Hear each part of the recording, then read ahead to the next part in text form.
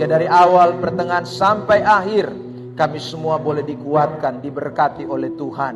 Kami percaya firman-Mu menjadi jawaban atas setiap kehidupan kami. Terima kasih Tuhan. Kami bersyukur dan kami serahkan jalannya jam pemberitaan ini, mulai dari awal, pertengahan sampai akhir. Roh Kudus ambil alih. Dalam nama Kristus Yesus kami berdoa. Dan semua kita yang siap diberkati pagi ini, bersama saya kita katakan amin. Beri tepuk tangan terbaik dan silakan duduk.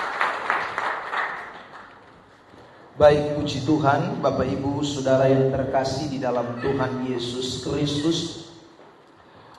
Bersyukur karena pagi hari ini Tuhan boleh izinkan kita kembali ada untuk memuji, menyembah Tuhan, memuliakan namanya, menikmati hadiratnya. Dan Tuhan begitu dahsyat di dalam hidup kita. Dan pagi hari ini saudara, saya ingin berbagi kebenaran firman Tuhan di bawah tema semangat untuk Tuhan yang benar. Baik, minta tolong LCD bisa ditampilkan dulu, Sitri. Semangat untuk Tuhan yang benar. Saudara yang terkasih di dalam Tuhan Yesus Kristus, banyak ayat di dalam Alkitab yang mengajarkan kepada kita atau mengajak kita, memberitahukan kepada kita untuk kita mesti semangat di dalam Tuhan. Di dalam melayani Tuhan tidak boleh kendor semangat kita. Apapun persoalan, apapun masalah, apapun tantangan yang Tuhan izinkan terjadi di dalam hidup kita, itu tidak boleh membuat api, semangat, roh, spirit, gairah, passion kita dengan Tuhan itu menjadi menurun. Justru setiap apa yang Tuhan izinkan terjadi di dalam kehidupan kita, itu menjadi sebuah dorongan atau menjadi sesuatu yang memotivasi kita untuk semakin semangat untuk Tuhan. Nah, ini yang pagi hari ini saya mau ajak kita untuk perhatikan. Nah, saudara yang terkasih di dalam Tuhan, ayat-ayat yang mengajarkan kepada kita untuk memiliki semangat di dalam Tuhan, saya kutip beberapa ayat yang ada mulai dari perjanjian lama sampai perjanjian baru. Saya melacaknya saudara, dan kemudian memberitahukan kepada kita pada pagi hari ini beberapa ayat tersebut. Yang pertama misalnya di dalam 1 Korintus 15 ayat yang ke-58. Karena itu saudara-saudaraku yang kekasih, berdirilah teguh, jangan goyah, dan giatlah selalu dalam pekerjaan Tuhan. Jadi kata giatlah itu menunjuk kepada suatu kegiatan rutin, kegiatan yang semangat, kegiatan yang menyala-nyala. Giatlah selalu dalam pekerjaan Tuhan, sebab kamu tahu bahwa dalam persekutuan dengan Tuhan jerih payahmu tidak sia-sia. Saudara, Roma 12 ayat yang ke-11 juga mirip. Janganlah hendaknya kerajinanmu kendor, dikatakan. Biarlah rohmu menyala-nyala dan layanilah Tuhan. Lalu juga Kolose pasal 3 ayat yang ke-23. Di sana juga dikatakan, apapun juga yang kamu perbuat, perbuatlah dengan segenap hati. Kata segenap hati itu menunjuk kepada suatu semangat yang pantang mundur, pantang menyerah, tidak beri setengah-setengah, segenap hati seperti untuk Tuhan dan bukan untuk manusia. Roma 12 ayat yang pertama juga mengatakan berikut ini. Karena itu saudara-saudara, demi kemurahan Allah, aku menasihatkan kamu supaya kamu mempersembahkan tubuhmu sebagai persembahan yang hidup. Kata hidup itu menunjuk kepada semangat yang menyala-nyala tentunya. Lalu kemudian saudara di dalam kitab Galatia pasal 6 ayat yang ke-9.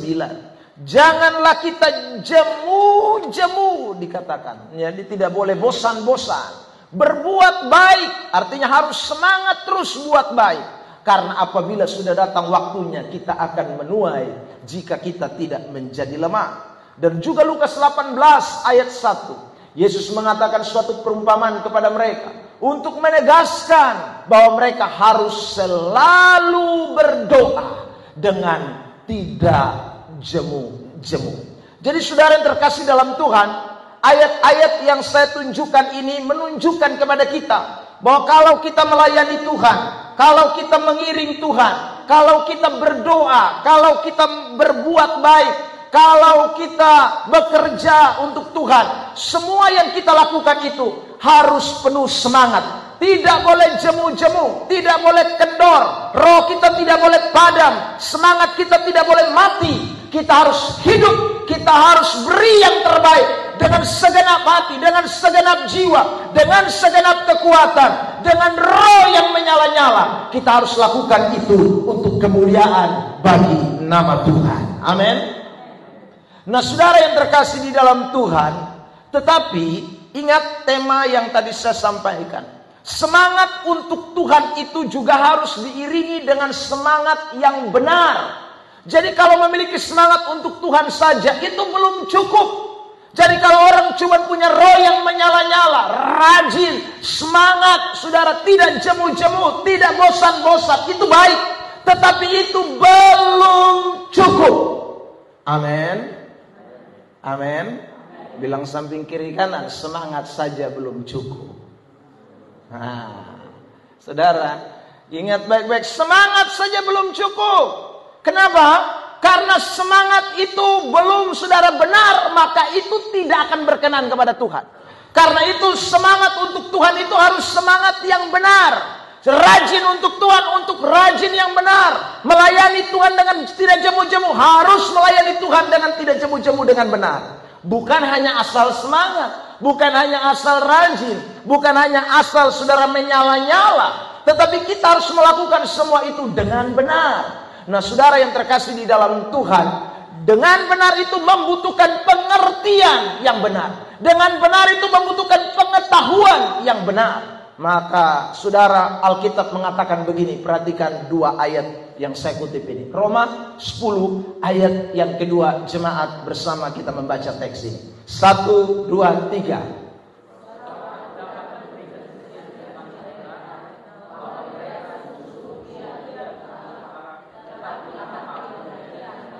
Saudara, ada orang-orang yang sungguh giat, sungguh-sungguh menyala-nyala, tidak kendor semangatnya, rajin sekali, sepenuh hati. Tetapi saudara lihat, tanpa pengertian yang benar, tanpa pemahaman yang benar. Saudara yang terkasih dalam Tuhan, waduh, itu sayang sekali ya. Kalau kita melakukan semua dengan semangat tapi tanpa pengertian yang benar, itu tidak berkenan kepada Tuhan. Ya, saudara, itu sama seperti kita melakukan sesuatu, menaruh sesuatu di tempat yang berlubang. Ya, semuanya akan hilang percuma. Tidak ada sesuatu yang diperhitungkan Tuhan. Nah, karena itu kita bukan hanya punya semangat, kita bukan hanya sekedar bernyala-nyala. Kita bukan hanya sekedar punya passion, gairah, roh. Tetapi saudara, kita juga harus memiliki pengertian yang benar, pengetahuan yang benar. Kitab Amsal mengatakan begini, 19 ayat 2. Bersama-sama dengan saya kita baca. 1, 2, 3. Tanpa pengetahuan, kerajinan pun tidak baik. Tanpa pengetahuan, kerajinan pun tidak baik. Semangat pun tidak baik kalau tanpa pengetahuan, tanpa pengertian. Saudara yang terkasih dalam Tuhan, karena itu di dalam kekristenan kita bukan hanya bicara soal semangat. Di dalam kekristenan kita bukan hanya soal bicara rajin. Di dalam kekristenan kita bukan hanya soal bicara menyala-nyala, ya saudara, melakukan sesuatu dengan tidak jemu-jemu. Tetapi penting sekali adanya pengetahuan. Penting sekali adanya pengertian. Sebab kalau kita mempunyai pengetahuan, kita mempunyai pengertian yang benar, maka kerajinan kita bukan kerajinan yang tidak baik. Semangat kita, sungguh-sungguhnya kita, roh yang menyala-nyala itu dinilai Tuhan sebagai suatu persembahan sebagai suatu ibadah yang sejati, yang berkenan kepada Allah. Itu yang Tuhan kehendaki. Amin. Saudara yang terkasih di dalam Tuhan, karena itulah pada pagi hari ini tema ini akan membawa kita untuk memahami. Saya akan memberikan contoh-contoh praktis di dalam hidup ini, bahwa semangat untuk Tuhan tetapi tanpa pengertian yang benar itu menjadi sia-sia. Ya. Ada banyak saudara orang yang begitu menyala-nyala di dalam Tuhan, tetapi saya ulang lagi, semua dilakukan tanpa pengertian yang benar, pengetahuan yang benar. Jadi dia pikir dia sudah melakukan sesuatu untuk Tuhan, padahal sebenarnya tidak untuk Tuhan. Dia sepertinya melakukan hal-hal yang religius, yang berbau, saudara, spiritual. Tetapi di mata Tuhan, sebenarnya Tuhan tidak mau, Tuhan tidak berkenan. Karena semua yang dia lakukan tanpa pengetahuan, tanpa pengertian yang benar, saudara.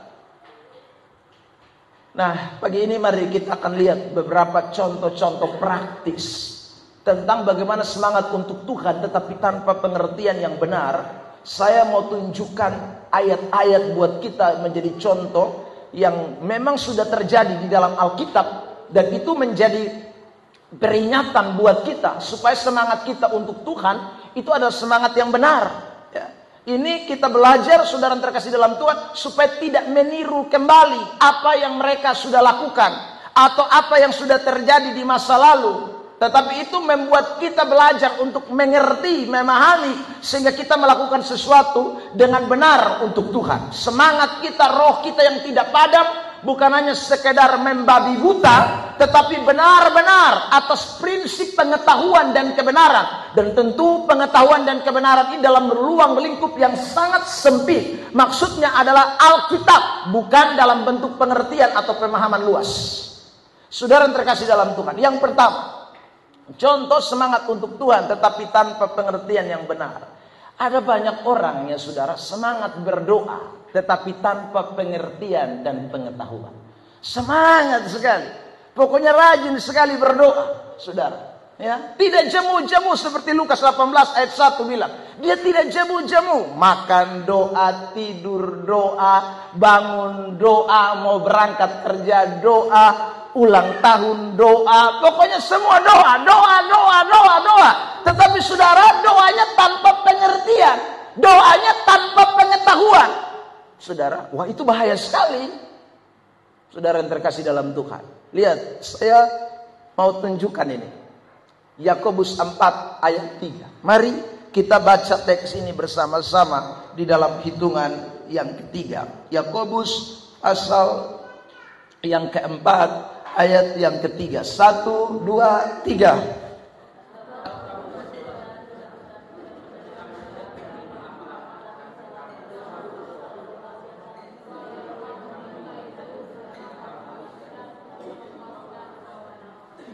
Kamu berdoa juga. Jadi ini orang berdoa nih. Tetapi ayat bilang salah berdoa. Loh kok bisa salah berdoa? Padahal dia berdoa loh, tapi dia ternyata salah berdoa. Rajin doa, tapi doanya salah. Kenapa doanya salah? Itu ayat bilang, habiskan untuk memuaskan hawa nafsumu. Saudara yang terkasih di dalam Tuhan Yesus Kristus. Nah kenapa kok orang berdoa tetapi dia punya keinginan hawa nafsu lebih tinggi? Padahal dia berdoa.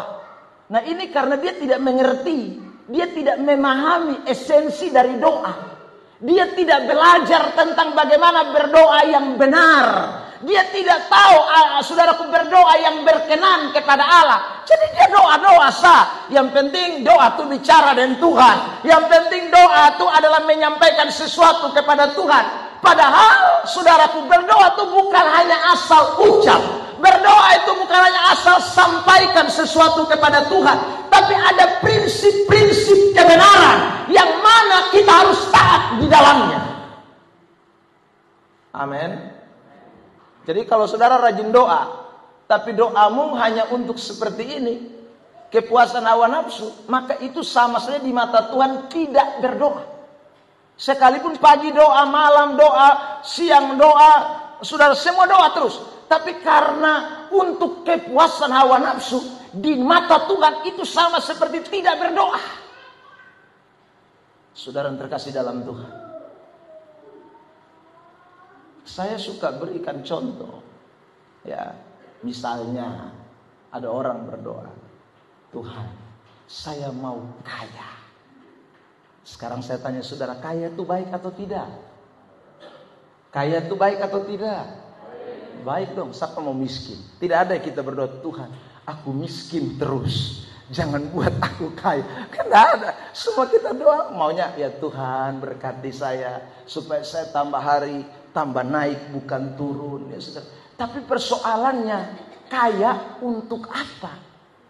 Itu menjadi pertanyaan, saudara. Kalau kekayaan itu hanya cukup untuk sekedar memuaskan hawa nafsu saya, saudara, saya kaya sebab saya sudah bosan hidup miskin.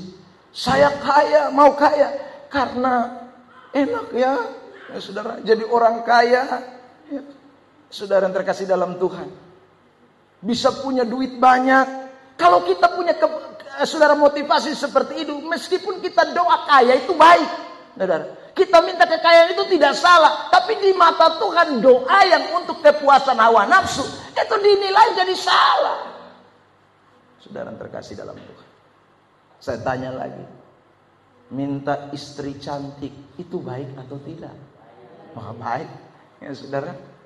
Tapi persoalannya, istri cantik untuk apa?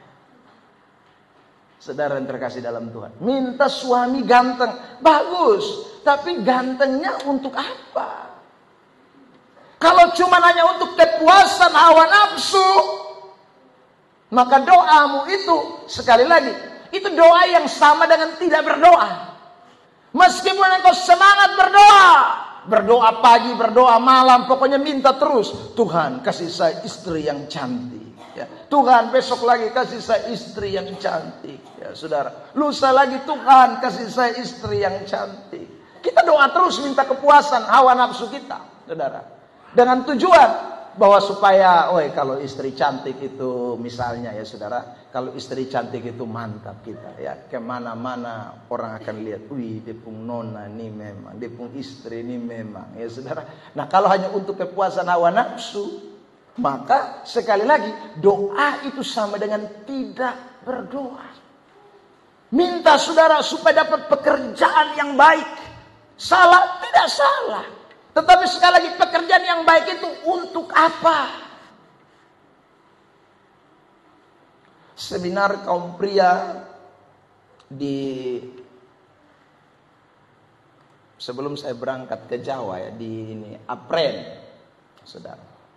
Saya kasih seminar kaum pria, lalu saya berikan motivasi, dorongan kepada semua pendeta-pendeta yang ada di wilayah 6 Gereja Sidang Jemaat Allah, supaya mulai membentuk ya departemen kaum pria di gereja lokal masing-masing, saudara. Departemen kaum pria di gereja lokal masing-masing. Waktu saya memberi dorongan, memberi motivasi, saudara, ajakan buat pendeta-pendeta ini. Setelah itu selesai seminar, saya berikan sedikit ruang untuk mereka boleh berkeluh kesah dan membagi cerita di dalam pelayanan seputaran gereja lokal yang mereka layani, saudara. Lalu mereka bilang begini, Papa, kumpulkan kaum pria itu susah, Pak. Jangankan ibadat kaum pria, hari Minggu saja mereka tidak ada di gereja. Ibadah raya saja tidak ada di gereja. Ya saudara, loh saya bilang kok kenapa tidak di gereja kaum prianya? Habis Bapak, mereka sibuk semua. Saudara terkasih dalam Tuhan, mereka sibuk semua sehingga mereka tidak bisa datang ibadat. Nah kalau ibadat hari Minggu saja jarang-jarang, apalagi ibadat kaum pria, pasti tidak akan pernah bisa. Saudara yang terkasih dalam Tuhan, saya bilang begini ya, berdoalah kepada Tuhan supaya pekerjaan-pekerjaan mereka itu ya dibuat Tuhan, yang pokoknya yang bekerja tidak tahu diri dong itu dipecat. Ya, yang kalau petani bekerja tidak tahu diri, berdoa supaya dia punya ladang-ladang semua tuh. Pokoknya ini tahun padi dong son jadi apa-apa, kacang son jadi apa-apa, son jagung son jadi apa-apa, pasti dia akan cari Tuhan. Berdoalah supaya itu semua terjadi. Saudara terkasih dalam Tuhan, Saya bilang begitu. Lalu Pak Pendeta satu tanya, Bapak itu berdoa itu baik atau tidak? Kita berdoa seperti itu. Saya bilang doa itu baik. Kenapa saya bilang doa itu baik? Karena doa itu membawa mereka supaya mereka datang kembali kepada Tuhan. Ya toh, saudara, berdoa seperti itu supaya mereka datang kembali kepada Tuhan. Kenapa? Karena kepuasan hawa nafsu sudah membuat mereka lupa Tuhan. Iya Pak Pendeta, betul. Kenapa? Dulu sebelum mereka dapat pekerjaan, mereka setia Pak Pendeta. Ya. Belum mereka punya usaha berhasil, mereka setia. Kita doakan supaya usaha mereka berhasil. Kita doakan supaya usaha mereka sukses. Mereka diangkat, mereka diterima. Di Alfamart, di sini, mereka diterima. Tapi setelah mereka diterima Pak Pendeta, mereka akhirnya tidak datang kebaktian lagi. Berarti doa yang kita naikkan kemarin, mereka punya motivasi untuk hawa nafsu. Sehingga begitu apa yang mereka capai, apa yang mereka dapat, maka mereka lupa Tuhan. Orang kalau berdoa tidak untuk hawa nafsunya, maka apapun yang dia dapat, apapun yang dia peroleh, semuanya bukan untuk kepuasan dirinya, tetapi semuanya untuk kepuasan dan kemuliaan bagi Allah Tritunggal. Beri tepuk tangan terbaik. Ya, saudara, jadi kita doa itu ingat, saya kaya untuk apa? Saya dapat pekerjaan untuk apa? Supaya untuk kemuliaan bagi nama Tuhan. Bukan untuk buat Tuhan justru tidak dimuliakan. Bukan justru membuat Tuhan diabaikan. Tidak. Justru Tuhan harus ditinggikan dan dimuliakan lewat apa yang kita peroleh.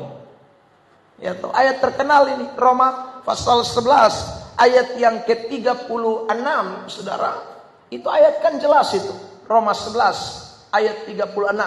Perhatikan teks ini. Roma 11 ayat 36.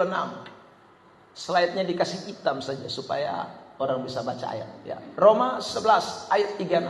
Sebab segala sesuatu adalah dari Dia, ya, dan oleh Dia dan kepada Dia.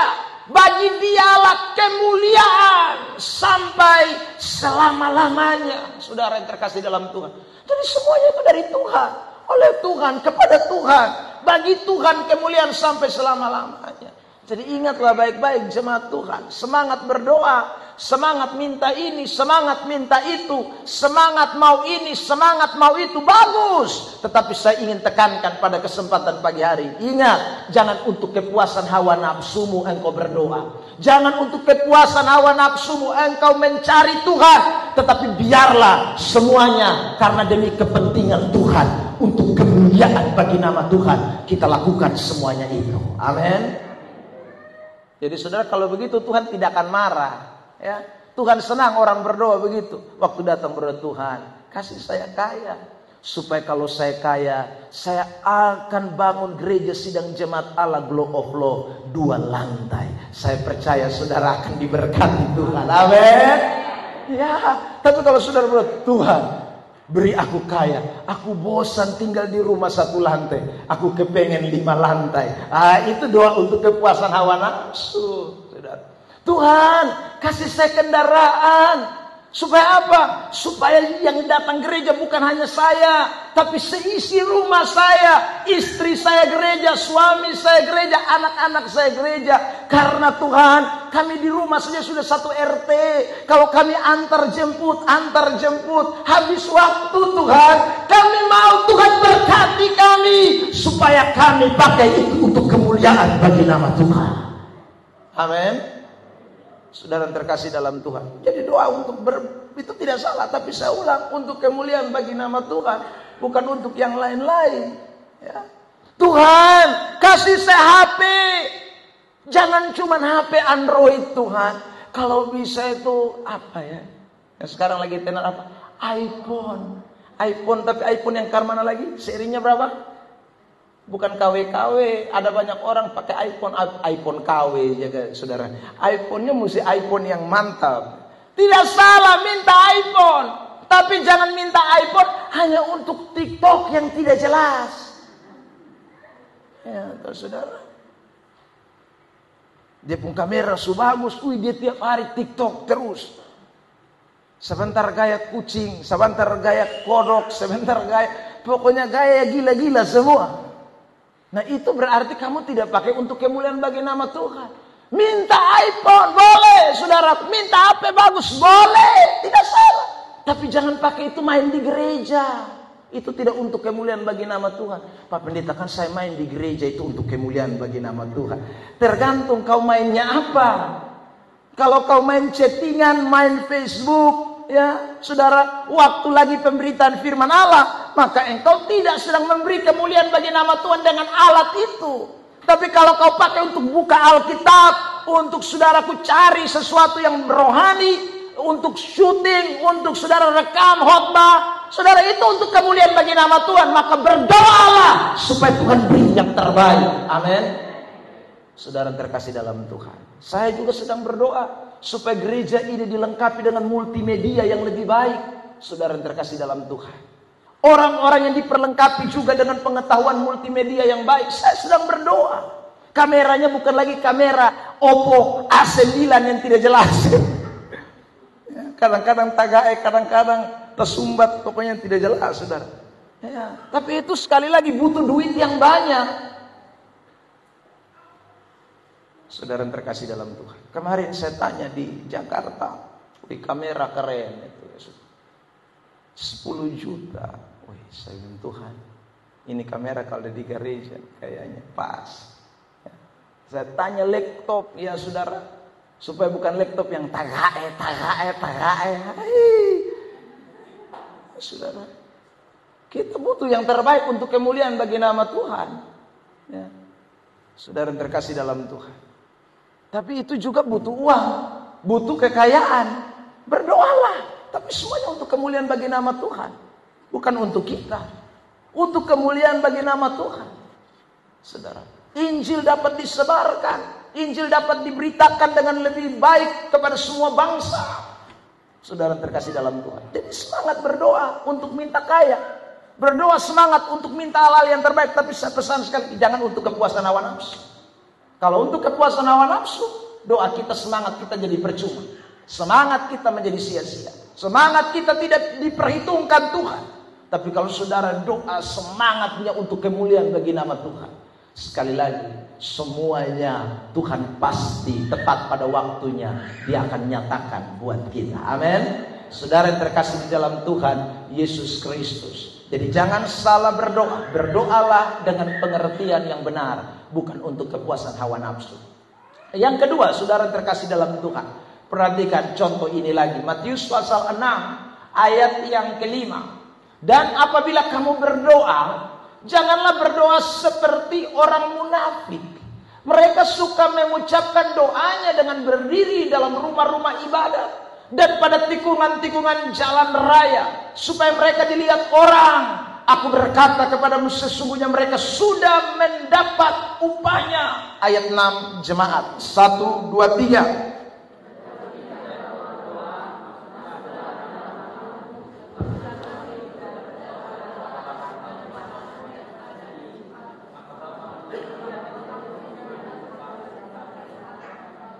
Ayat 7 sama-sama. 1, 2, 3. Lagi pula dalam doamu itu, janganlah kamu bertele-tele seperti kebiasaan orang yang tidak mengenal Allah. Mereka menyangka bahwa karena banyaknya kata-kata doanya akan dikabulkan. Ini juga berdoa, tapi ternyata doanya Tuhan tidak mau. Saudara, ini salah berdoa juga. Kenapa doa tanpa pengertian? Mereka punya pengertian, kalau kita pun doa panjang-panjang, bertele-tele, maka Tuhan jawab.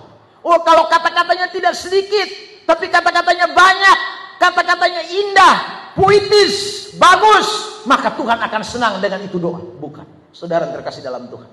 Atau saudara di mana sih saudara berdoa? Di kamar saudara berdoa, di tikungan jalan saudara berdoa, di rumah ibadat saudara berdoa. Ini menunjukkan suatu kuantitas doa yang tidak berhenti. Terus dia doa di mana saja, di rumah ibadat, di tikungan jalan, di mana saja dia berdoa. Saudara, doanya lagi bukan sedikit, panjang, bertele-tele, kata-katanya bagus. Tapi ternyata Tuhan tidak suka dengan semangat doa yang begini. Ini doa tanpa pengertian. Yesus sebut dengan doa orang munafik. Yesus sebut dengan doa orang munafik. berdoa di dalam kemunafikan, saudara, itu sekali lagi, itu doa yang tidak dikenan Tuhan. Maksudnya apa berdoa dalam kemunafikan? Itu berarti kata-kata doa yang dia ucapkan, itu tidak seperti realita kehidupannya. Ucapan kata-kata doa yang disampaikan, itu sebenarnya cuma sebuah kamuflase. Sesuatu yang menutupi kepalsuan, sesuatu yang menutupi ketidakbenaran, sesuatu yang menutupi saudara kejahatan. Itu namanya kemunafikan. Saudara yang terkasih. Jadi orang pikir, wih dia doa bagus, ini pasti dia rohani. Ya. Wih dia kalau pimpin doa tuh kata-kata tidak putus tuh nyambung terus. Wih dia orang rohani. Belum tentu. Karena ada orang yang berdoa dalam kemunafikan. Saudara terkasih dalam Tuhan.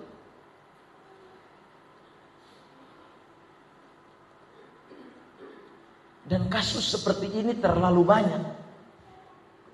Saudara, pendeta itu kan kalau berdoa, kata-katanya indah sekali. Saudara, jarang saya temukan pendeta berdoa kata-katanya tidak indah. Kok kata-katanya itu bagus sekali, saudara. Ngomong kepada Tuhan itu bagus, saudara. Tapi apakah semua kata-kata itu betul-betul adalah sebuah realita kehidupan? Kita belum tahu. Saudara, pendeta itu di mana-mana terkenal berdoa.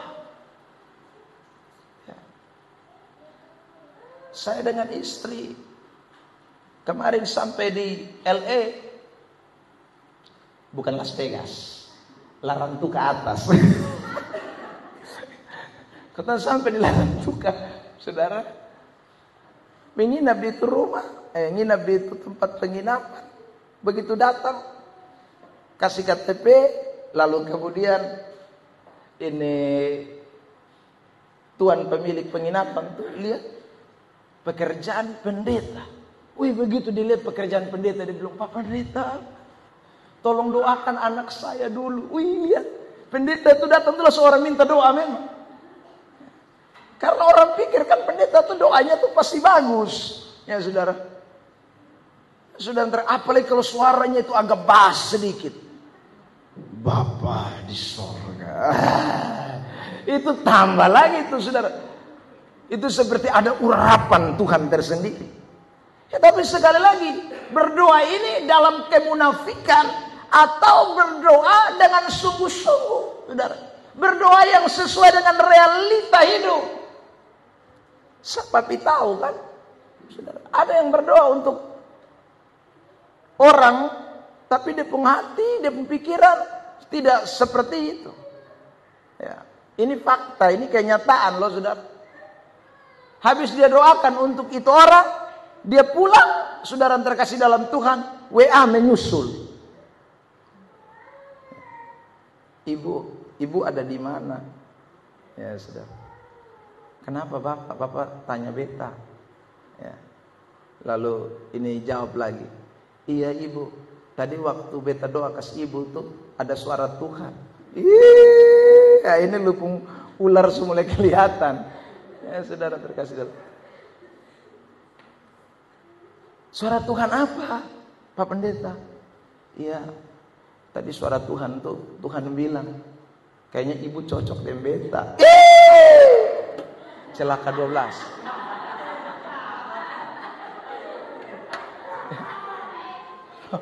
Saudara, itu ada kemunafikan. Nah kalau ibu rohani baik, tapi kalau ibu jurohana, ya sudah. Ibu kalau rohana dia jawab, betul Bapak, beta juga rasa sama. Celaka 12. Ya saudara. Nah ini kita penting sekali berdoa, tidak boleh dalam kemunafikan. Ya, jangan.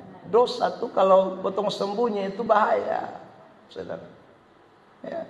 Jadi kita mesti doa tuh sesuai dengan realita. Hati mesti bersih, ya. Pikiran mesti suci, saudara. Itu doa yang berkenan.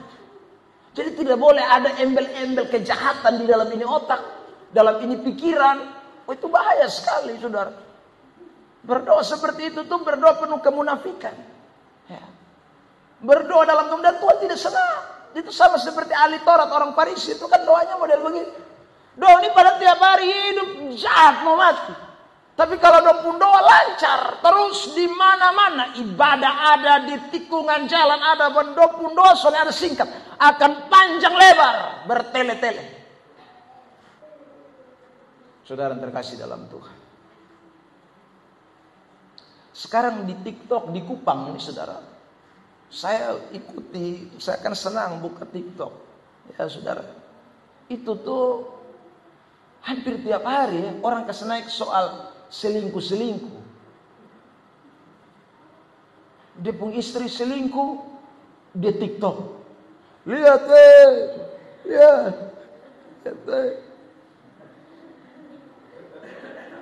Dia pun istri yang selingkuh nih, sama dia video.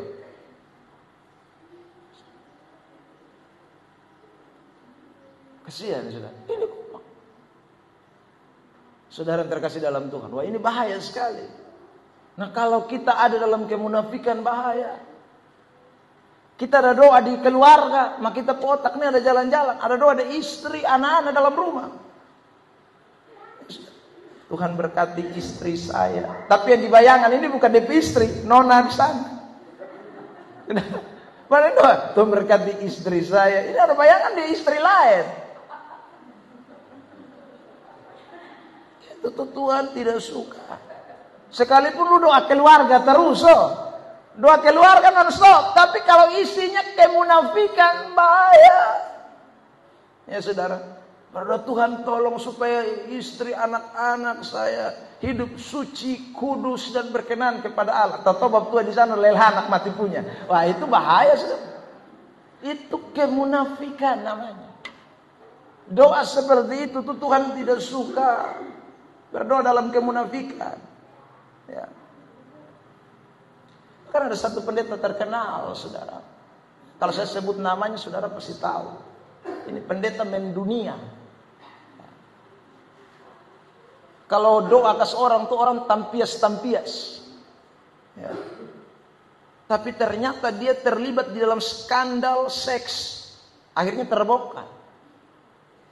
Ya. Skandal seks. Saudara terkasih. Orang-orang kalau maju baru dekat dia tuh, hasyuk, bayangkan itu, ya. Terlempar.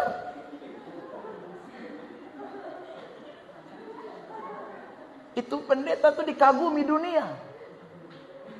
Pernah datang di Kupang, bikin KKR di stadion, itu tuh, datang tuh dengan pesawat pribadi.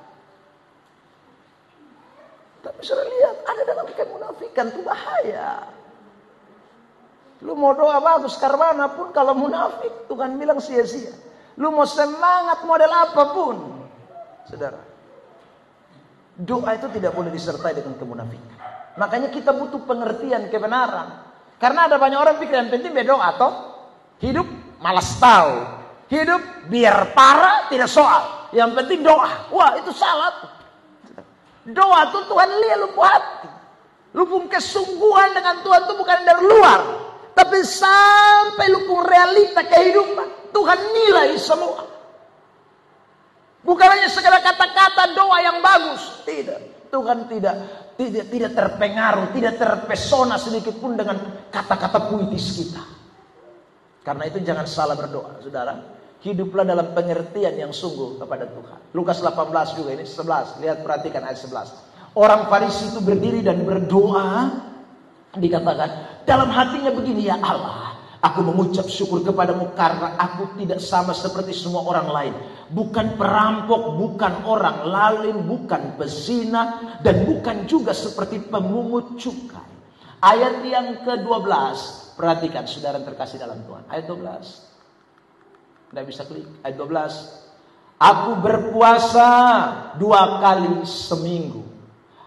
Aku memberikan 1/10 dari segala penghasilanku. Sudah lihat, ini lagi satu doanya bagus. Saudara, lalu kemudian dikatakan dia mengucap syukur kepada Tuhan. Dia tuh, saudara, bukan perampok. Dia bukan orang lalim. Ini orang tidak munafik ini, saudara. Ya. Tapi doa seperti ini pun Tuhan tidak suka ini, saudara.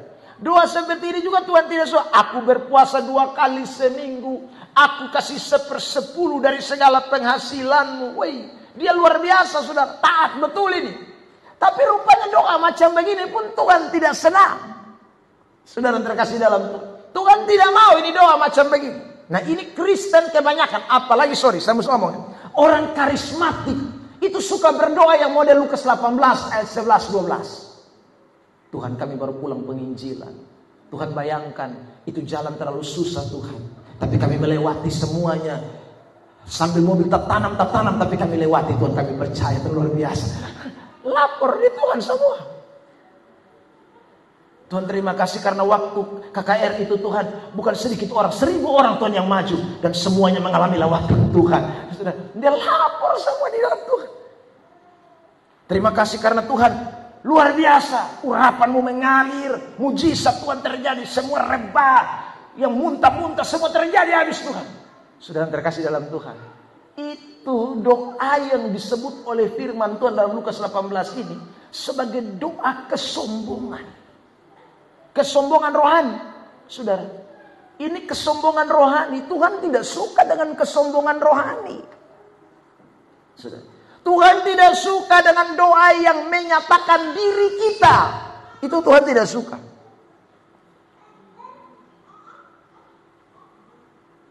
Jadi ingat, jangan berdoa dengan kesombongan rohani, saudara. Ya, Tuhan tidak suka kesombongan rohani. Terima kasih Tuhan. Karena Tuhan berkati saya jadi kaya, tidak seperti di sebelah miskin tiap hari, miskin terus. Ya saudara, jangan. Itu Tuhan tidak suka. Saudara, jangan. Jadi berdoa itu jangan nilai kesombongan ada di dalam. Berdoa itu mesti dengan nilai kerendahan hati. Justru dengan nilai kemiskinan. Lihat Matius pasal yang ke-5 ayat yang kedua, khotbah Yesus di bukit. Perhatikan. Matius 5 ayat yang kedua. Tampilkan teks itu. Matius 5 ayat yang kedua. Injil Matius pasal yang ke-5 ayat 2. Bisa? Ya? As you worship. Matius 5 ayat 2. Khotbah Tuhan Yesus. Ya, maka Yesus pun mulai berbicara dan mengajar mereka. Katanya, ayat 3. Berbahagialah orang yang miskin di hadapan Allah. Jadi bukan kaya. Dalam arti ini saudara adalah kerohanian. Yang datang itu dengan miskin kerohanian. Maksud saya adalah tidak menonjolkan diri kita. Tidak menonjolkan siapa kita. Kata miskin itu menunjukkan bahwa orang itu merasa tidak bisa apa-apa. Merasa kosong, merasa hampa. Orang mesti datang bilang begitu. Tuhan, kalau bukan Tuhan saya bukan apa-apa. Kalau bukan Tuhan saya tidak mungkin bisa melayani. Kalau bukan Tuhan tidak mungkin bisa KKR itu terjadi. Kalau bukan Tuhan tidak mungkin mujizat itu terjadi. Itu yang Tuhan inginkan. Bukan justru mengatakan Tuhan itu karena saya yang pergi. Kalau bukan saya tidak mungkin. Itu kalau orang lain tidak jadi apa-apa. Doa seperti itu doa tanpa pengetahuan, tanpa pengertian. Saudara terkasih dalam Tuhan. Orang yang punya pengertian, dia harus semakin miskin di hadapan Allah. Ketika dia datang, dia tahu diri bahwa dia bukan siapa-siapa. Bahkan Rasul Paulus pernah berkata, Tuhan, aku ini orang paling berdosa. Di antara semua rasul yang kau panggil, aku paling berdosa. Itu rasul hebat loh. Tapi dia tidak sombong. Saudara yang terkasih dalam Tuhan. Dia tahu diri bahwa dia bukan siapa-siapa. Jadi marilah kita berdoa. Sekali lagi jangan dengan kesombongan rohani. Justru kita berdoa dengan hati yang begitu rendah. Dengan hati yang tersungkur di hadapan Allah. Dengan rasa bahwa Tuhan memang betul. Kalau bukan Tuhan beta nih son jadi apa-apa. Kalau bukan Tuhan, saya mungkin sampai hari ini beta bisa begini. Orang seperti ini Tuhan akan semakin berkenan. Orang seperti ini orang yang mengerti tentang kehendak Tuhan. Jadi boleh semangat berdoa. Tapi ingat, jangan punya semangat dalam kesombongan rohani. Contoh praktis yang kedua. Apa saja yang orang bisa lakukan? Saudara, tadi saya bilang doa tapi salah berdoa. Yang kedua, saudara, ada orang semangat KKR. Kebaktian, kebangunan rohani. Tapi tanpa pengertian dan pengetahuan. Nah ini juga bahaya. Semangat KKR. Semangat melayani, semangat saudara ikut kebaktian, kebangunan rohani. Tapi dia tidak memiliki pengertian dan pengetahuan yang benar. Itu bahaya. Sebab semua yang bikin KKR dan juga semua yang ada di KKR itu belum tentu, saudara, semuanya itu datang dari Tuhan. Loh, saya tunjukkan ayat. Saudara, ada banyak KKR palsu. Ya, ada banyak. Kalau kita tidak memiliki pengertian dan pengetahuan yang benar, kita akan terseret, kita akan masuk, terperangkap ke dalam KKR tersebut. Saudara terkasih, apalagi kalau kita sudah terpengaruh dengan nama besar dari pendeta itu. Kita sudah terpengaruh dengan popularitas dari pendeta itu. Kita sudah mendengar namanya mendunia. Itu bikin orang hampir lupa Alkitab di atas segala-galanya. Orang akan melupakan prinsip-prinsip kebenaran. Yang penting si dia. Semangat KKR tanpa pengertian itu bahaya sekali. Saudara terkasih dalam Tuhan. Lihat ini ayat Matius 7 ayat 21, 22, 23. Saya baca 21, Bapak Mama, 22, 23 kita sama-sama. Bukan setiap orang yang berseru kepadaku Tuhan, Tuhan akan masuk ke dalam kerajaan sorga, melainkan dia yang melakukan kehendak Bapakku yang di sorga. Ayat 22 jemaat 1, 2, 3.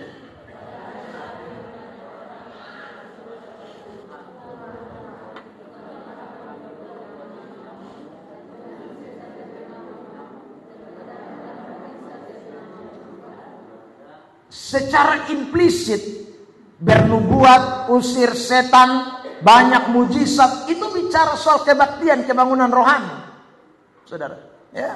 Itu bicara soal kebaktian, kebangunan rohani. Sudah lihat KKR kan? Itu pasti ada tuh, usir setan, banyak mujizat, ya, nubuat yang disampaikan. Tapi sekali lagi, apakah semuanya itu datang dari Tuhan? Belum tentu. Belum tentu. Ini ayat omong. Ayat 23. Sama-sama. 1, 2, 3. Pada waktu itulah aku akan berterus terang kepada mereka dan berkata, aku tidak pernah mengenal kamu. Nyala daripadaku kamu sekalian pembuat kejahatan.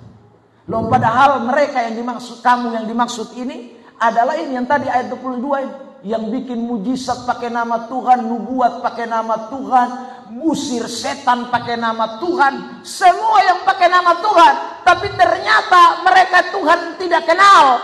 Kenapa Tuhan tidak kenal mereka? Karena mereka melakukan semua tanpa pengertian, tanpa pengetahuan. Dan apapun yang dilakukan tanpa pengertian dan tanpa pengetahuan, kelihatannya berbau rohani, kelihatannya ini sepertinya pakai Tuhan pun nama, tapi Tuhan sebut itu kejahatan di mata Tuhan.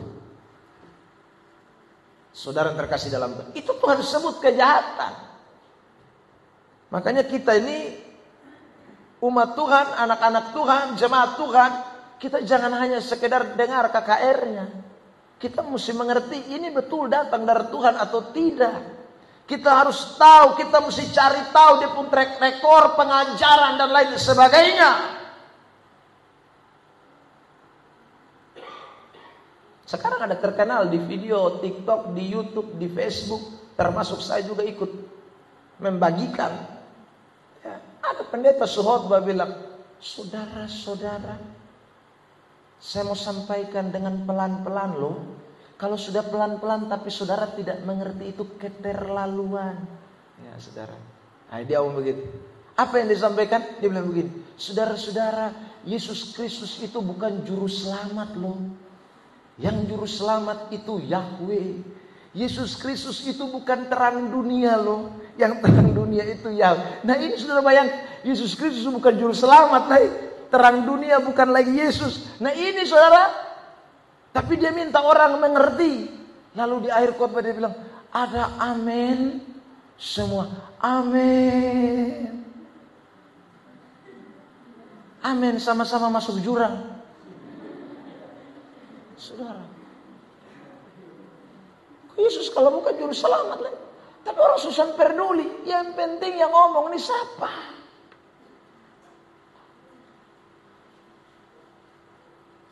Saya punya mahasiswa. Ini sebenarnya masuk di poin 3. Ya, tapi saya sombong. Ya saudara, beberapa hari yang lalu curhat sama saya. Dia ada di satu gereja. Saudara. Ya, waktu gembalanya khotbah. Mengajarkan. Ajaran bahwa kalau selamat tuh mesti buat baik dulu. Kalau tidak buat baik tidak bisa selamat. Nah itu salah dengan ajaran kekristenan. Ajaran kekristenan itu selamat bukan karena perbuatan baik loh. Selamat itu karena anugerah. Jadi perbuatan baik tidak menyelamatkan orang, saudara. Tetapi anugerah Yesus Kristus itu yang menyelamatkan kita. Waktu ini anak protes, Bapak tua kemudian bikin rapat gereja. Dan ini anak dikeluarkan dari gereja. Saudara. Saya kirim satu ayat buat dia.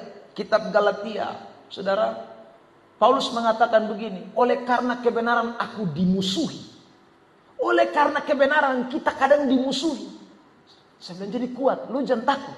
Lu omong itu soalnya salah. Itu Alkitab. Selamat bukan karena perbuatan baik. Efesus 2 ayat 8-9 mengatakan dengan jelas. Kamu diselamatkan karena kasih karunia. Jangan ada orang yang memegahkan diri. Itu bukan hasil usahamu. Itu bukan karena perbuatanmu.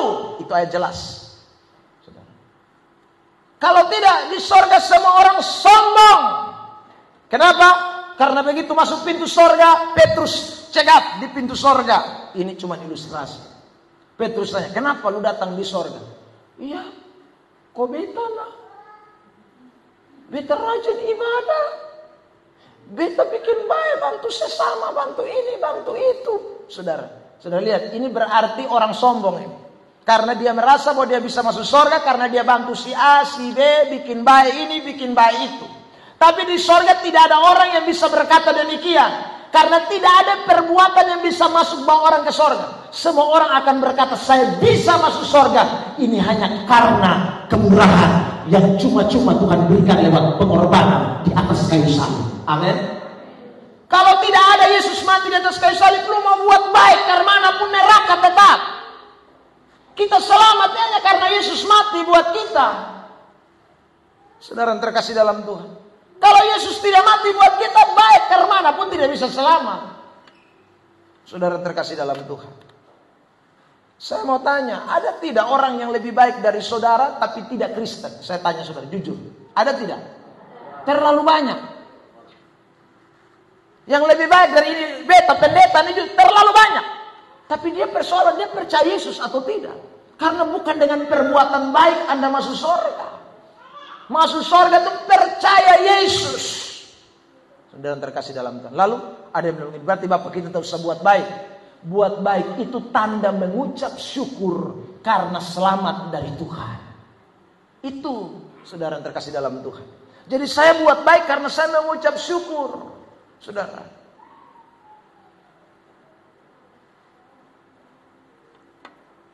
Kalau saudara punya anak di rumah. Saudara yang terkasih dalam Tuhan. Kita sudah pelihara dia dari sejak 0 bulan dalam kandungan sampai dia kuliah. Saya mau tanya, kalau dia buat baik kepada saudara, sekali lagi, saudara terkasih dalam Tuhan, itu karena dia mau jadi anak saudara, atau memang dia sudah anak, hanya dia melakukan itu sebagai tanda balas kemurahan yang kita lakukan. Dia akan lakukan itu karena dia sudah jadi anak, bukan belum anak. Jadi dia kasih uang bulanan ke mama yang sudah tua. Itu bukan karena dia mau jadi anak mama, bukan. Tapi dia sudah jadi anak. Tapi dia tahu, karena bepu mama, be bisa jadi begini. Karena bepu bapak, be bisa jadi begini. Saudara terkasih dalam Tuhan. Bukan dia mau sudah jadi anak mama dulu. Kita juga demikian. Kita lakukan kebaikan karena kita sudah jadi anak Allah. Bukan karena mau jadi anak Allah. Amin. Ya saudara, jadi saudara jangan pikir bisa jadi anak Allah dengan membayar Allah. Tidak bisa. Saudara. Ya. Nah, saudara terkasih dalam Tuhan, kita kembali ke Alkitab kita bagian ini dulu, saudara. Ya, jadi Matius 7 ayat 23 itu begitu. Saudara terkasih di dalam Tuhan, ada banyak orang yang ikut KKR, tapi dia son pusing pengajaran. Dia son pusing. Aduh, kasihan. Hanya kalau urusannya mau mujizat, tanda-tanda heran. Aduh, itu setan juga bisa buat. Mari kita lihat teks ini. Saudara terkasih dalam Tuhan, perhatikan. Ya, lanjut. 2 Tesalonika 2 ayat 9. 2 Tesalonika pasal 2 ayat yang ke-9. Kedatangan si pendurhaka itu adalah, sama-sama baca ayat ini, 1, 2, 3. Pekerjaan siapa? Iblis. Dan akan disertai rupa-rupa perbuatan ajaib, tanda-tanda, dan mujizat-mujizat palsu. Saya sebut ini adalah KKR yang dipakai setan. Saudara terkasih dalam Tuhan, hati-hati. Jadi jemaat Tuhan, kita mesti ditanam dengan pengertian, pengetahuan yang benar tentang kebenaran. Ya, kita bukan hanya asal ikut rame KKR, tetapi ternyata itu KKR setan yang lagi bikin semua. Mujizat ternyata setan yang lagi bikin semua. Kita masuk dalam panitia KKR-nya setan, kita masuk sudah terlibat di dalam pelayanannya setan, padahal semuanya setan mutlak kerja. Hanya saudara minta maaf, hanya apa ya? Hanya gae nama Tuhan di dalamnya supaya orang kelihatan, oh ini pakai Tuhan, padahal sesungguhnya setan yang kerja semua. Karena ajaran yang dinyatakan bukan ajaran Kristus. Saudara yang terkasih dalam Tuhan, firman yang disampaikan bukan pengajaran Tuhan. Hati-hati dengan KKR model begini. Jadi KKR yang dipakai setan tuh hati-hati. Saudara yang terkasih dalam Tuhan, ada juga KKR semangat, orang semangat KKR, tapi semangat KKR yang tidak berkenan kepada Tuhan. Satu, KKR yang dipakai setan. Yang kedua ini, Matius 23 ayat 15. Perhatikan, saya bacakan. Celakalah kamu, hai ahli-ahli Taurat dan orang-orang Farisi. Hai kamu orang-orang munafik, sebab kamu mengarungi lautan dan menjelajahi daratan untuk mentobatkan satu orang saja.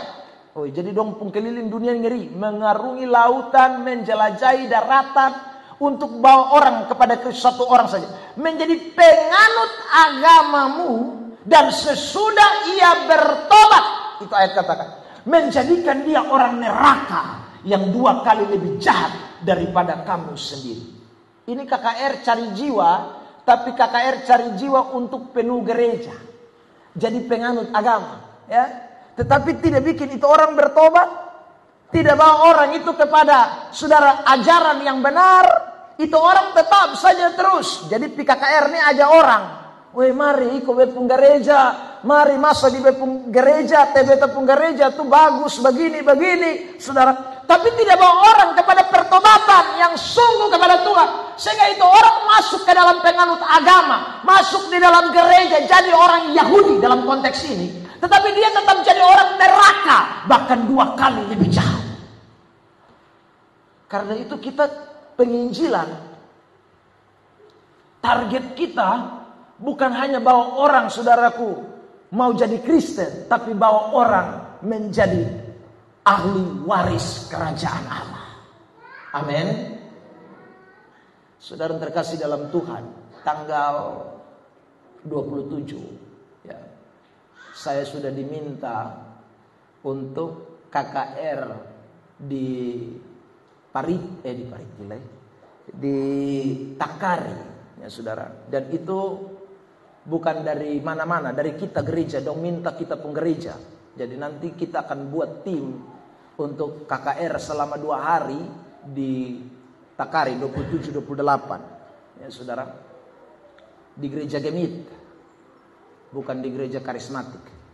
Nah, dan memang bukan hanya satu gereja yang kumpul, tetapi ada beberapa gereja termasuk Pantai Costa, GBI dan juga GSJA yang ada di Takari. Tapi tempatnya nanti di gereja Gemit. Saudara terkasih dalam Tuhan, nah kita pergi KKR, kita bukan mau bawa orang datang masuk GSJA, tidak penting. Ya kalau memang Tuhan tarik dia datang ke GSJA, puji Tuhan. saudara. Tapi jangan kita yang tarik, biar Tuhan yang tarik.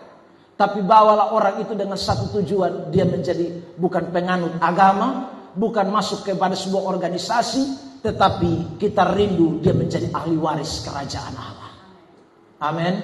Karena kita sudah bahas khotbah saya sebelum saya berangkat, satu orang masuk surga tuh, bertobat tuh, surga pun sukacita tuh tak lalu daripada saudara hanya mau datang orang masuk gereja. Tuh kan, saudara, itu orang tidak, surga tidak bersukacita karena orang masuk gereja, masuk surga bertobat itu yang bikin orang bersukacita. Dibandingkan 1000 orang benar ada di dalam gereja tapi saudaraku hidup tidak sesuai dengan kebenaran, itu bahaya. Ya. Jadi karena itu saudara terkasih dalam Tuhan, ingatlah baik-baik bahwa kita melakukan KKR tujuannya mesti jelas, bahwa orang menjadi penganut agama bukan itu tujuan kita, tapi menjadi penganut surga, kerajaan Allah. Itu tujuan yang benar, itu pengertian yang benar, itu pelayanan yang benar, itu semangat yang benar. Saudara terkasih dalam Tuhan, itu semangat yang benar. Ya. Yang terakhir, yang ketiga, semangat belajar Alkitab tetapi tanpa pengertian dan pengetahuan itu juga bahaya. Ya, ada orang semangat baca Alkitab, pagi baca, tanya, baca sampai mana? Wih, beta ini tahun kejadian sampai Wahyu 3 kali. Wih, bagus. Tapi itu baca model kayak baca koran kok? Atau baca dan mengerti, memahami? Saudara terkasih dalam Tuhan, baca dengan sungguh-sungguh, memahami, mengerti itu kebenaran atau tidak? Ada orang bilang, Bapak besok belajar teologi ya, bahkan ini sudah masuk S3. Saudara terkasih dalam Tuhan, kemarin saya selesai ujian tesis, langsung ada grup S3 ya. Lalu di situ dibilang, siapa yang mau lanjut S3 silahkan mendaftar. Saudara terkasih dalam Tuhan, sementara tesis ujian kemarin itu coretan-coretan belum diperbaiki. Jadi beta sambung, ini kotong mau perbaiki ini coretan-coretan dosen ini, atau kita mau susun disertasi langsung? Karena tesis saya belum selesai, kita mau susun disertasi lah. Beta dalam hati, Tuhan kemarin sampai pun kepala ini mau pecah. Ya, saudara terkasih dalam Tuhan, ternyata mempertanggungjawabkan tulisan tesis itu tidak segampang belajar Alkitab. Berasa Alkitab belajar lebih gampang daripada ini ketemu ini para doktor dan profesor baru bahasa tinggi-tinggi yang beta juga kadang-kadang son mengerti. Ya, jadi beta juga ngawal saudara terkasih dalam Tuhan. Wih, be pusing, be pulang tuh beta langsung ya.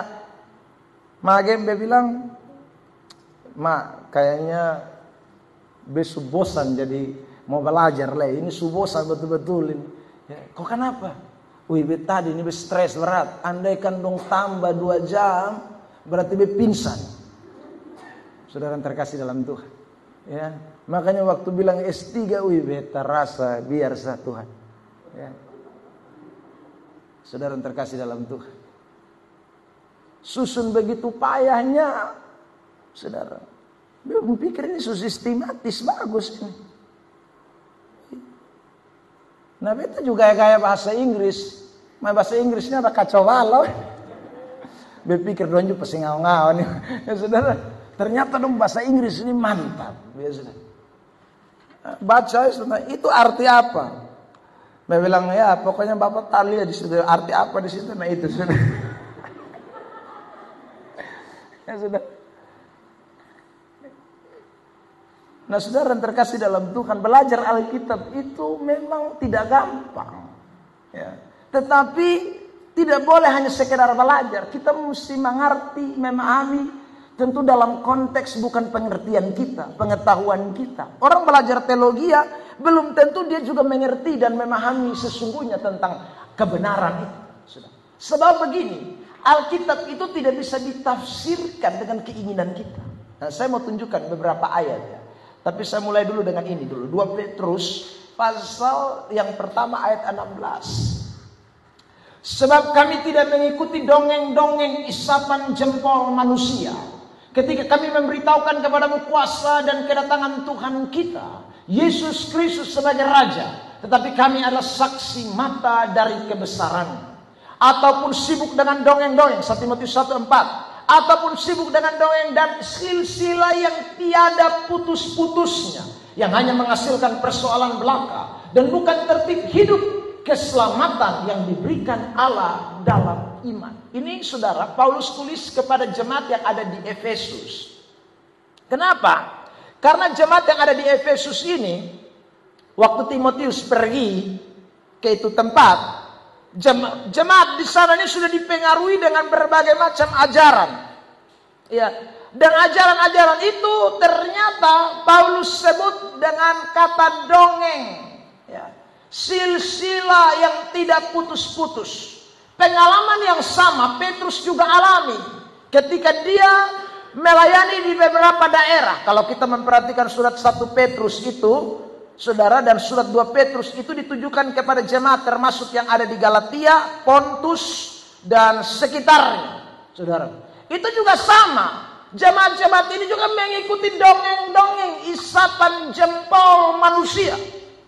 Jadi saudara, ada orang-orang yang mengajarkan kebenaran,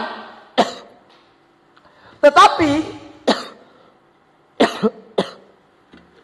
kebenaran itu tidak dijadikan prinsip, tapi justru dongeng, silsilah yang tidak putus-putus itu yang dijadikan prinsip. Itu mengakibatkan jemaat itu, saudara terkasih dalam Tuhan, bingung ini yang mana sebenarnya ya? Ajaran kitab suci atau ini dongeng-dongeng ini, atau silsilah yang tidak putus-putus ini. Maka Paulus dan Petrus merasa perlu untuk menuliskan atau menyampaikan berita ini, pemahaman yang tepat, supaya mereka tidak lagi terpengaruh dengan ajaran yang hanya tersibu dan dongeng-dongeng yang tersibu dengan hanya soal silsilah yang tidak putus-putus itu, tapi menekankan kepada hal-hal kebenaran yang esensi. Kalau saudara baca lanjutan dari suratan 1 Timotius ini jelas. Lihat 1 Timotius 1 ayat 7. Mereka itu hendak menjadi pengajar hukum Taurat tanpa mengerti perkataan mereka sendiri dan pokok-pokok yang secara mutlak mereka kemukakan. Jadi mereka ajar, tapi mereka tidak memahami. Mereka tidak mengerti apa itu kebenaran yang mereka sampaikan. Sehingga dongeng masuk. Sehingga silsilah masuk. Saudara. Nah ini anak-anak Tuhan, jemaat-jemaat Tuhan. Kita mesti semakin hari semakin belajar Alkitab. Maka kita harus semakin sadar bahwa Alkitab itu dasarnya. Bukan percaya lagi kepada dongeng-dongeng, silsilah-silsilah, mesti buang. Ya. Itu mesti buang. Apapun kita pun alasan, kita harus buang. Itu orang yang tahu belajar Alkitab, semangat belajar Alkitab. Jadi kalau saudara semangat dengar khotbah, semangat dengar kebenaran, semangat baca Alkitab, tapi kalau masih percaya dongeng-dongeng, ya semangat kita dengar firman tidak ada guna. Saudara terkasih dalam Tuhan. Ada orang suka sekali dengan pengkhotbah-pengkhotbah yang cerita banyak dongeng. Ya saudara, minta maaf. Lucu-lucu terlalu banyak. Saya ini juga suka melucu. Tetapi saudara, kalau kita hanya melucu cerita dongeng, lalu Alkitab ajaran kita abaikan, maka kita berdosa sekali. Karena gereja bukan tempat stand up komedi. Mimbar altar ini bukan tempat stand up komedi. Kalau stand up komedi itu kan ngomong dongeng banyak. Cerita yang tidak fakta lebih banyak daripada yang fakta. Alkitab kita tidak begitu, saudara. Jadi kalau kita belajar Alkitab, tambah hari kita mesti lebih percaya kepada Alkitab. Buang semua dongeng-dongeng. Buang semua ajaran-ajaran silsilah yang turun-temurun. Kita mesti buang. Kita mesti lebih percaya kepada kebenaran. Itu tanda kita semangat belajar Alkitab. Kita semangat belajar tentang Tuhan. Saudara terkasih dalam Tuhan. 2 Petrus 1 ayat 19. Dengan demikian kami makin diteguhkan oleh firman yang telah disampaikan oleh para nabi Alangkah baiknya kalau kamu memperhatikannya sama seperti memperhatikan pelita yang bercahaya di tempat yang gelap. Sampai fajar menyingsing dan bintang timur terbit bersinar di dalam hatimu. Ini sudah lihat ya.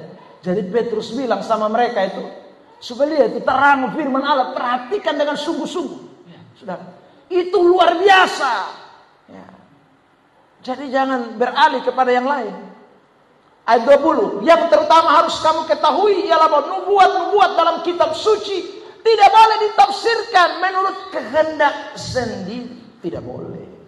Alkitab itu mesti ditafsirkan sesuai dengan kehendak Tuhan. Nah, kehendak Tuhan itu yang mana? Kehendak Tuhan itu yang di dalam Alkitab. Saudara yang terkasih dalam Tuhan. Makanya kita sering sebut dengan Alkitabiah. Apa itu Alkitabiah? Alkitabiah itu berarti satu ayat dengan ayat yang lain itu berkesinambungan atau saling menguatkan, saling berkaitan seperti mata rantai. Itu Alkitabiah. Tetapi kalau ayat tiah itu saudara terkasih dalam Tuhan. Artinya copot satu ayat omong, tanpa mengerti dia pun alur cerita, tanpa mengerti dia pun kaitan-kaitan dengan yang lain. Itu menafsirkan menurut kehendak sendiri. Alkitab tidak bisa begitu. Saudara terkasih dalam Tuhan. Jadi kalau kita baca Kejadian, jangan lupa baca Matius, Markus, Lukas, Yohanes, Wahyu. Baca Keluaran, jangan lupa baca juga Matius, Markus, Lukas, Yohanes. Ingat, jadi Alkitab kita tuh satu mata rantai. Dia tidak bisa bertentangan satu dengan yang lain. Dia tidak bisa berseberangan satu dengan yang lain, tidak bisa. Kalau sampai itu berseberangan, itu berarti ada kehendak kita yang masuk. Ada kemauan kita yang masuk. Saudara, nah itu bahaya. Itu akan bikin kita pun semangat untuk percuma. Saudara terkasih dalam Tuhan.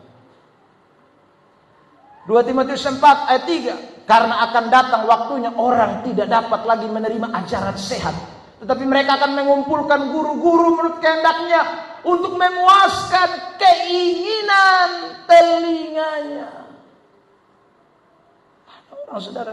Menurut kehendaknya untuk memuaskan keinginan telinganya.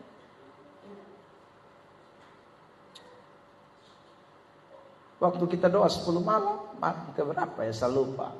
Selesai itu saya ditelepon, saya sudah pernah cerita. Saya baru ketemu ada setan yang pilih orang. Ya sudah. Waktu saya berdoa mau usir setan ini setan bilang begini, saya tidak mau Pak Pendeta Eben, saya mau dia saja yang doakan. Setan kok tahu? Ya sudah. Ya. Setan pilih-pilih pendeta. Ya saudara.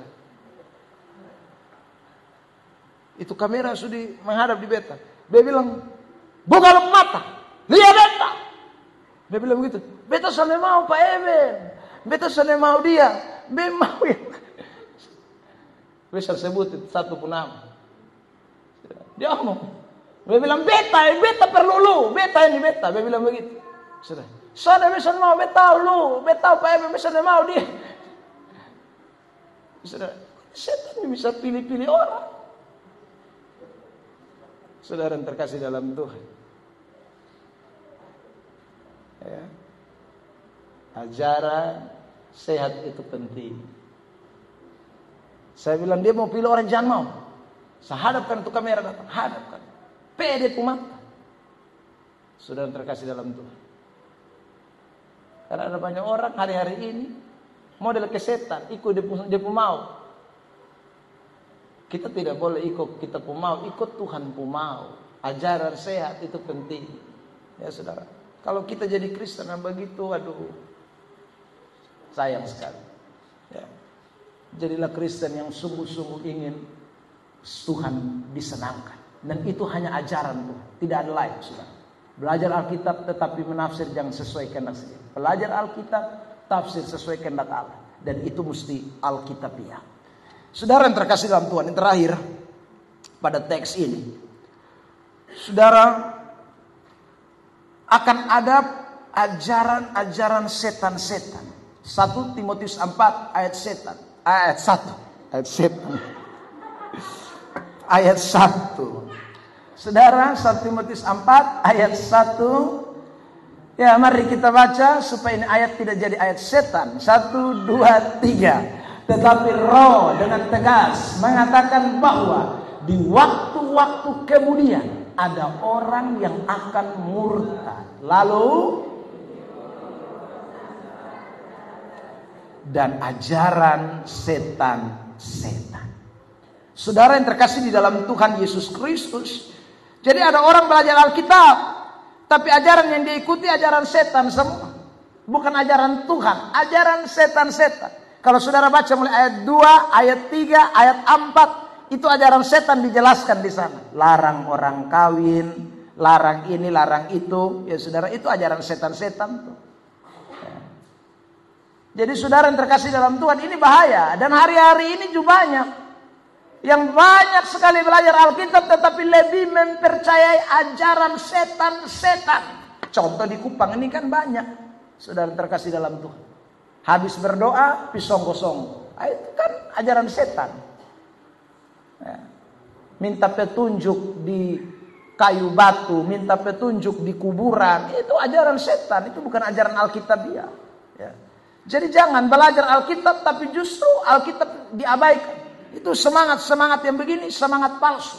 Kita tidak boleh belajar Alkitab, ikuti ajaran Alkitab. Yang terakhir, saudara terkasih dalam Tuhan, Ibrani pasal 1 ayat 1. Mari kita lihat teks ini. 1, 2, 3. Setelah pada zaman dahulu Allah berulang kali dan berbagai cara berbicara kepada nenek moyang kita dengan perantara nabi-nabi. Jadi ingat, zaman dulu itu Allah berbicara kepada nenek moyang kita, maksudnya itu bangsa Israel, ya, orang-orang di perjanjian lama sampai di orang-orang di periode Tuhan Yesus datang. Itu Tuhan Yesus itu, Tuhan Allah itu berbicara dengan perantaraan nabi-nabi. Dia pakai Nabi Yesaya, Mika, Nahum, Daniel, banyak nabi-nabi, saudara.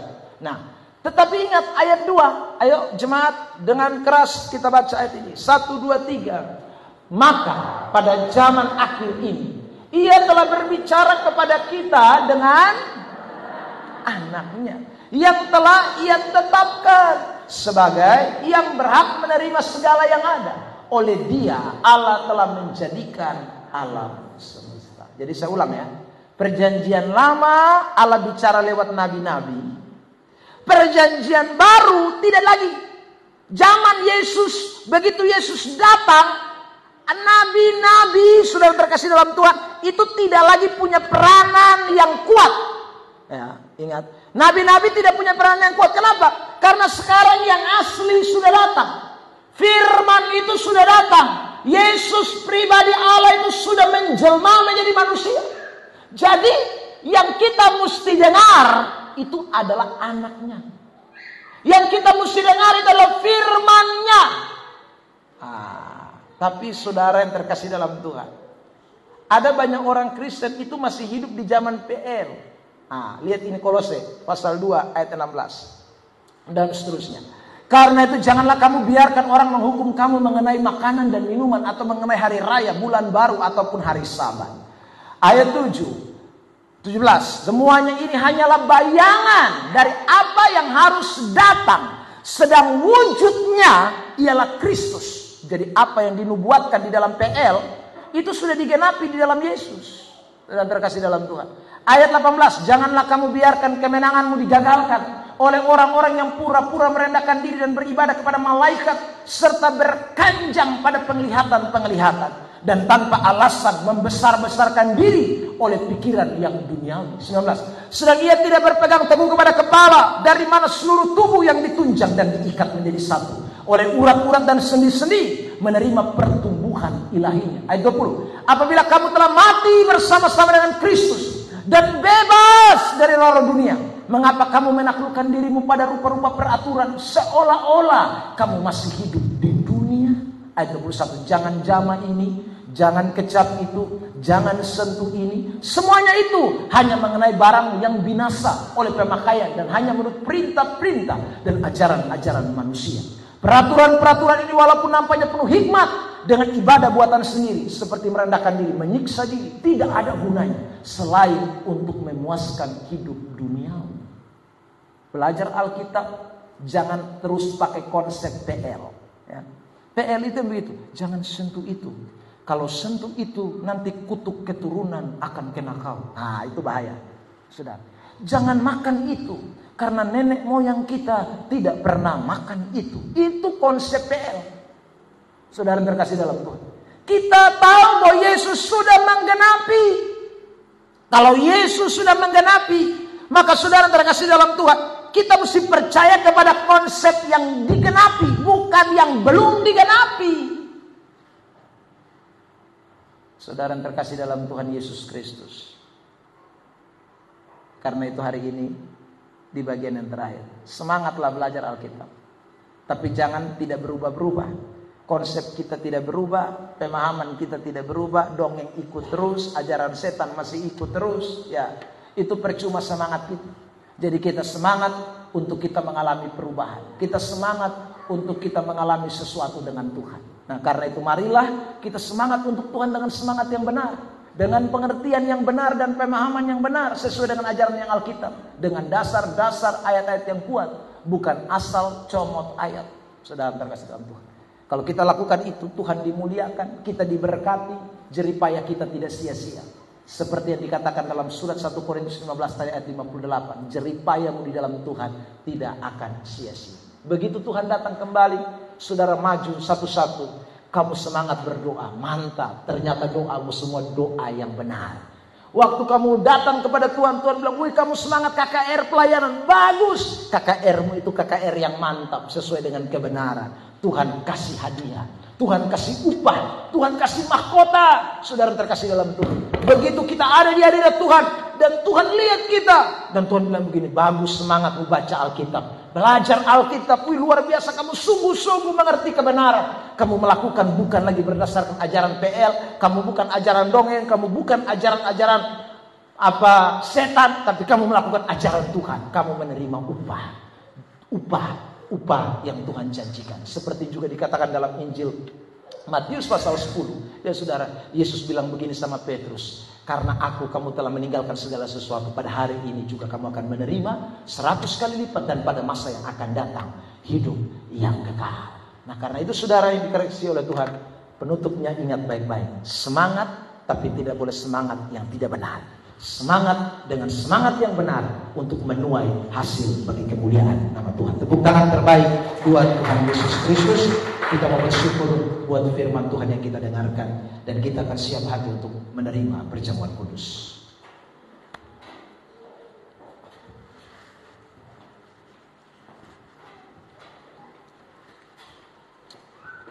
Di depan kita ada tubuh dan darah Kristus. Karena tubuh dan darah Kristus inilah kita semua sudah mengalami